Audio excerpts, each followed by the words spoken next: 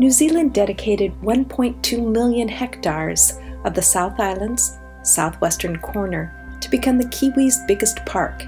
That's more land than the entire country of Jamaica. Fiordland National Park is a watery maze of inlets surrounded by frosted mountains and giant gumdrop-shaped hills that seemingly float on the surface. Tourists usually visit either Milford or Doubtful Sound. Both are exceptional, but we chose to see the place the Maori call Patea, the place of silence. It lived up to its name because, unlike its more popular cousin, we passed only a handful of boats and kayaks.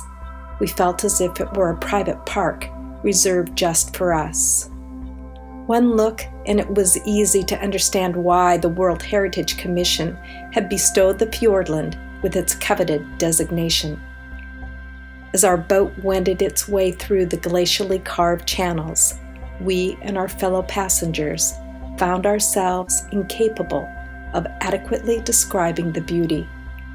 The best thing to do was to simply admire it with awe in silence.